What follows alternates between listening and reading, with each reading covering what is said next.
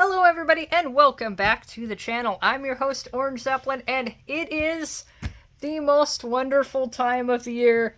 It is spooky season and I thought it would be very appropriate to share some comics that are fitting with the season. I picked this one up at a local comic shop in my area. This one was $11, which is maybe not that pricey in the grand scheme of comics, but usually when I buy comics, I'm rating the $1 bin, so that's 10 more dollars that I usually spend. I actually got another very seasonal comic just off to the side over here that I'm going to do in another video that was surprisingly only $1 for a very decent, substantial comic over there. But today, we're going to talk about the Frankenstein monster. They have specified, we're talking about the monster, not the guy. They read the book. They paid attention. And the date on this is 1974. I really like this opening shot. I think this is a good example of some damn good inking. I like this opening scene. I really like the font here. So already we're off to a very cool start. I do really want to see how this would look on better paper, because I've talked about this before. Comic paper has a little bit of this yellow tint to it, and the way comic colors were done, it's usually with that yellow tint in mind. So that's why occasionally, actually quite often, when you're looking at reprints where they're printing something on like very bright white paper and they're using the original colors, sometimes they can look really oversaturated and it's not necessarily what the original colorists were intending. So there is a whole subtle art in terms of doing comic colors, which the YouTube channel Comic Tropes, he has got a really good video about comic colors if you want to hear somebody go into more detail about that. But I was definitely interested in this because this is kind of the universal horror world, which I always want to get more into Universal because I'm very much a Hammer person, but I love old school monster movies, Universal and Hammer. And now we get possibly one of the most awesome parts of these older comics is we've got the ads. We could enter Big Jim's Kung Fu and Sports Action Sweepstakes. I'm going to take a wild guess and say we're a little bit late. In fact, when are we?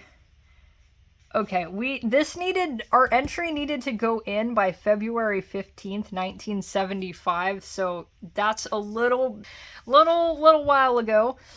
I do notice you're supposed to, am I supposed to cut this out and mail this in? So that kind of sucks, because then you gotta cut up your cool Frankenstein comics. Though maybe the point is that you buy another issue specifically to cut that out and you keep your Frankenstein comics nice and pristine, and then they sell more issues. I'm understanding. I'm getting it here.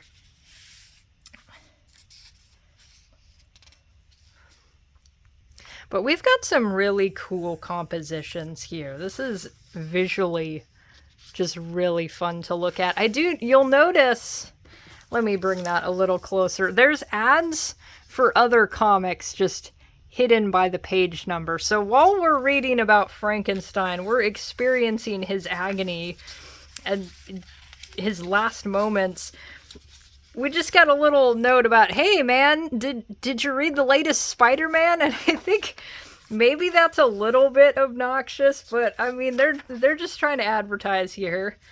I mean, it's probably less obnoxious than trying to see, oh man, what's going to happen to Frankenstein's monster? And suddenly we're being told that if you do karate, you'll get all the women, and you will also have very 70s pants. Actually, complete mastery of self-defense in 24 hours. That is a tall order.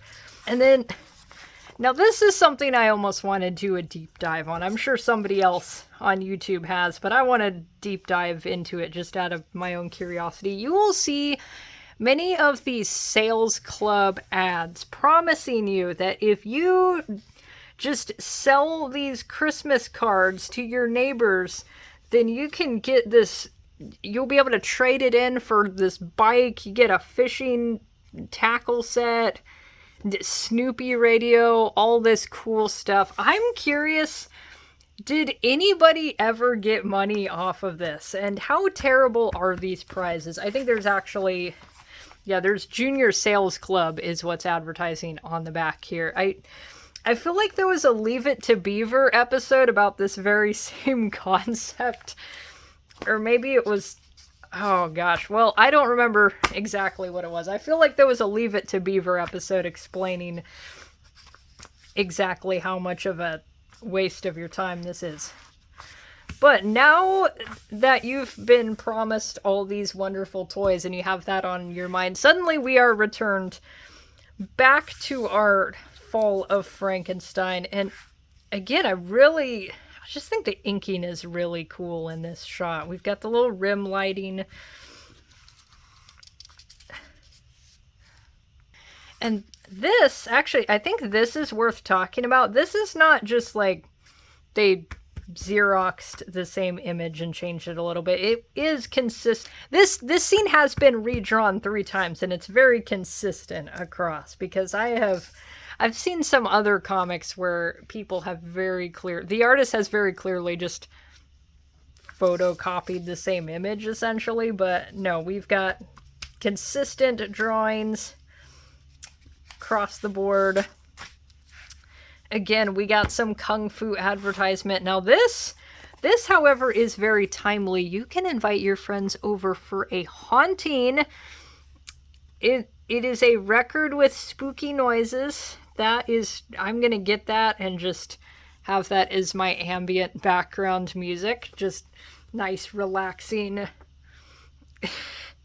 I did notice, I wanted to mention the little cartoon for money thing saying, learn from experts how easy it is to make big money from home drawing. Well, I have some very bad news, but being an artist does not exactly pay very well. I think if anybody who is an artist, I don't have to tell you that, you already know.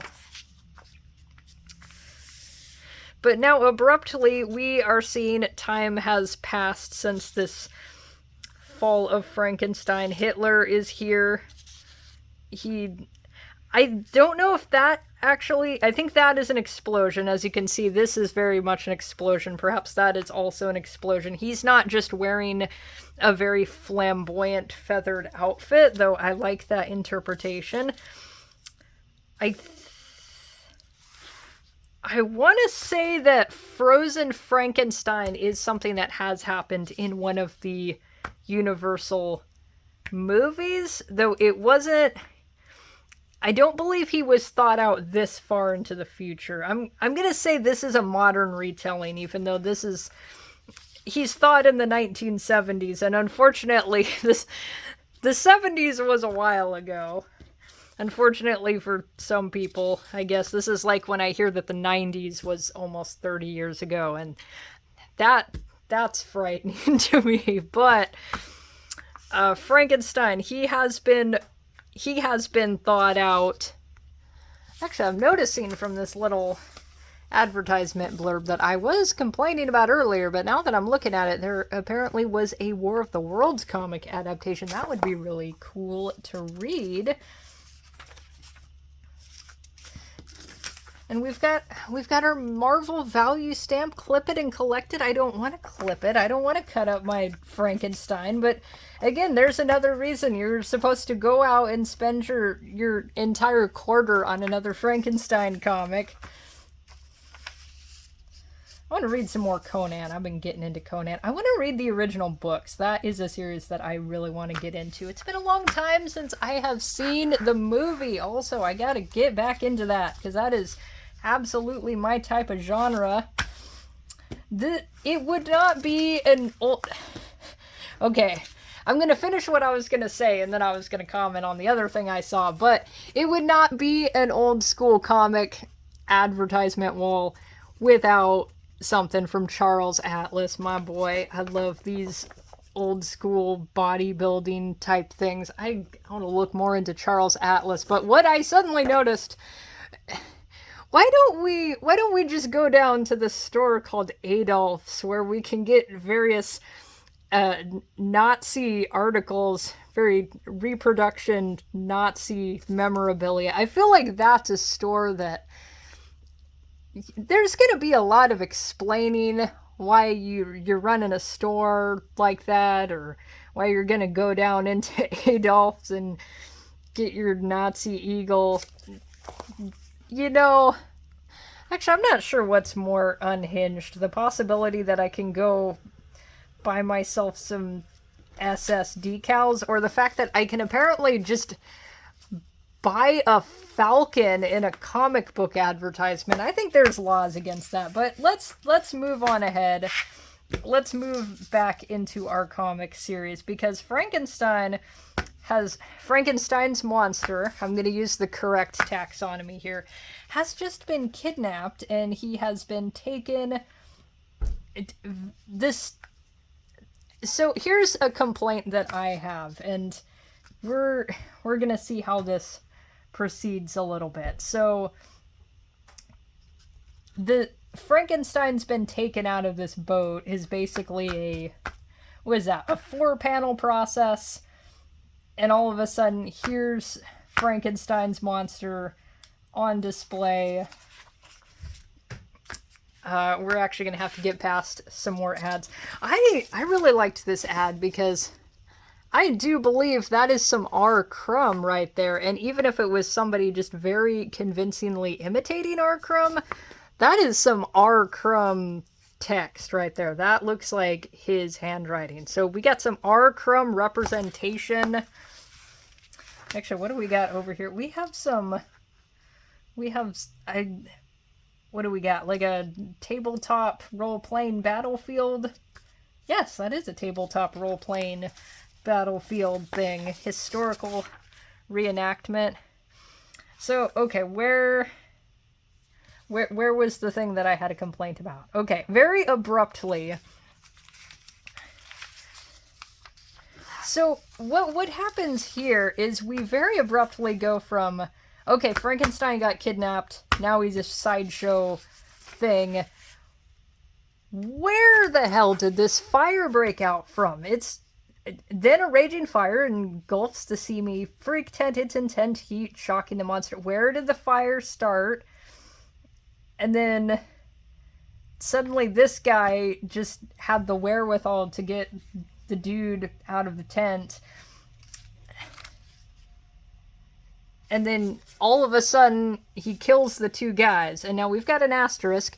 For a more detailed narration of these events, beginning with the carnival sideshow scene, see Monsters Unleashed. So we have to, if we want to know what the hell happened in this period of time, we have to buy a completely different comic, which, I mean, again, that seems like a good strategy for selling more comics, because we already got to buy another copy of this, because we got to clip out our Marvel stamp thing, and we got to send in our Big Johnson. What the hell was his name?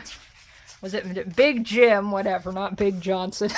We gotta clip that out, so we've already got to buy 2 issues of this, and now we gotta go find Monsters Unleashed 2, 4, and 6. And I am gonna make a harsh comparison here, but this is like when you read Adventures of Sonichu and you have to go onto the Quickie to figure out what email did the author send 10 years ago in which he explained a particular plot point that is left completely mysterious to anybody just reading the comic. You can't just read Sonichu and understand what's going on, but I think read another comic in order to understand the story of this comic. You can do better than that, Marvel.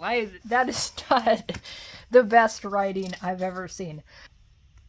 this scene here kind of has a young Frankenstein thing where we've got Dr. Frankenstein explaining why the reanimation of a human is just simply not going to work. Now, meanwhile, Frankenstein's monster is just hanging out here. He's gonna go down to the chip shop, get himself a snack now that he lives in modern times, which I don't know what he's gonna do in modern times because we have to find issue number something. I'm assuming this might be 1. We need to find issue number 2 in order to see what happens. Or we could just read Planet of the Apes, which actually I would be delighted to find a Planet of the Apes comic because I love the Planet of the Apes movies. And what is that? For one delicate dollar bill, I don't know what number that is supposed to be. Is that 84? Is that an 8? I can't see through the crust. It is possible. I might even find it in a $1 bin. Though I kind of feel like Planet of the Apes is something that, I don't know, it's going to be more like this, where it was $11. But maybe I will be able to find that in the future. I got distracted looking at what this is supposed to be. We can send in this mail order coupon, and then I can start an exciting career in high school. Actually, that's another thing I see a lot in these comics. I wonder what can be extrapolated from that. There's a lot of, hey, get your GED through this program. Here's how to get an actual job. Oh, restaurant management. Maybe that's what I need to do. Maybe I will mail this in and start an exciting career in restaurant management.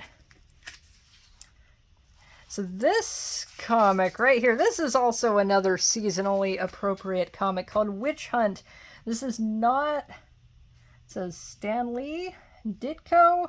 This I definitely do not think is the same artist because some of the, I don't know, some of the faces in this comic, some of the poses are a little bit, I don't know, that's quite the face she's making, and this guy's pose is really awkward, so not quite as cool as the,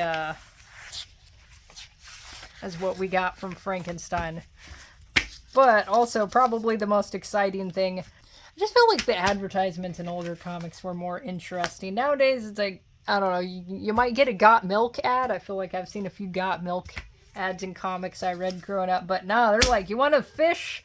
You want to become a... What jobs did we get there? Language instruction? You could learn to be a French teacher through this program. There's some exciting ads here. I think the only way this would just be a perfect assortment of advertisements is if they gave you a Sea Monkey ad, which I do have it was an Avengers reprint series released in Germany. I've got a copy of it, and I have a German Sea Monkeys ad on it, and it is awesome.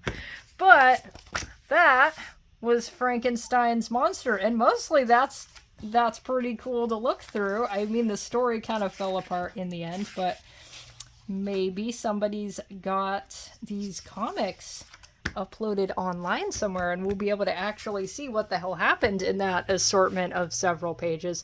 But I think that just about wraps it up. So thank you guys so much for watching. I hope you have a great time reading comics.